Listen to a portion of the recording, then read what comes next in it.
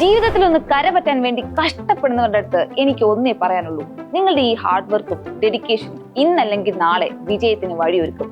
ഇപ്പൊ ഒന്ന് പോസിറ്റീവ് ആയില്ലേ? അപ്പൊ എങ്ങനെ പരിപാടി തുടങ്ങാം. So welcome back to another episode of Adipoli ലോകം.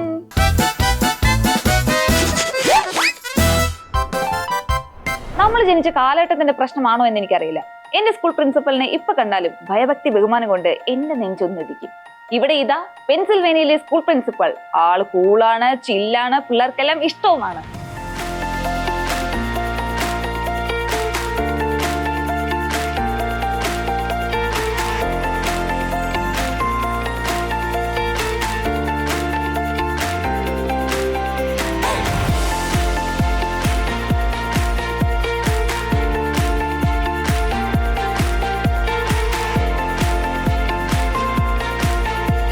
പെൻസിൽവേനിയയിലെ സ്കൂൾ പ്രിൻസിപ്പലിനെ പോലെ ഒത്തിരി അധ്യാപകർ നമ്മുടെ നാട്ടിലുണ്ടെങ്കിൽ കുട്ടികൾ മടി കാണിക്കാതെ എപ്പോ സ്കൂളിൽ പോയെന്ന് ചോദിച്ചാൽ മതി.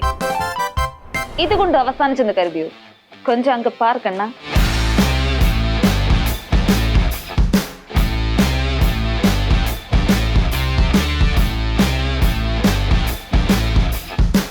ഈ ഗിത്താറും വായിച്ച് ക്രൗഡിലോട്ട് പോകുന്നത് ആരാണെന്നറിയാമോ? പള്ളിയിലച്ഛനാണെന്ന് എന്തായാലും മനസ്സിലായി കാണും. ഇത് ഫാദർ ഡോക്ടർ സ്റ്റീഫൻ തുങ്കാൻ. ആളുടെ പേരിൽ 2 മാസ്റ്റേഴ്സ്, ഒരു PhD, അതുകൂടാതെ എഴുത്തുകാരനാണ്, പിന്നെ മാർഷൽ ആർട്സും വശമുണ്ട്. പിന്നെ ഇതിനെല്ലാം ഉപരി ആള് നല്ലൊരു അധ്യാപകൻ കൂടിയാണ്.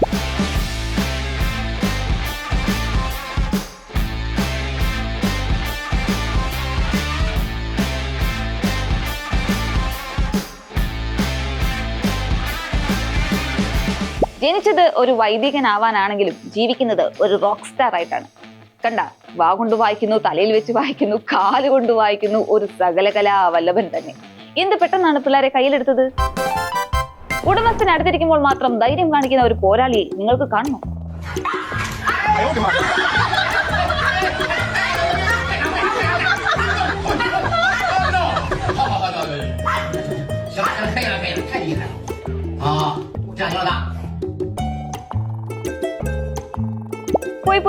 പോയി ധൈര്യം പോയി. എന്റെ പോരാളി, ഇതെന്തൊരു നാണക്കേടാണിത്. ഇങ്ങനെ ഇരുന്നങ്ങ് കൊള്ളാതെ തിരിച്ചെന്തെങ്കിലും ചെയ് പോരാളി.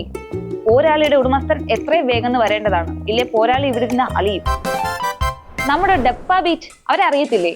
ആ ടീമിന്റെ അനുജന്മാരാണെന്ന് തോന്നുന്നു. പാട്ടബാസ്. എന്താ ഒരു കൊട്ട്, എന്താ ഒരു താളം, ഉള്ളൊരു രക്ഷയില്ല.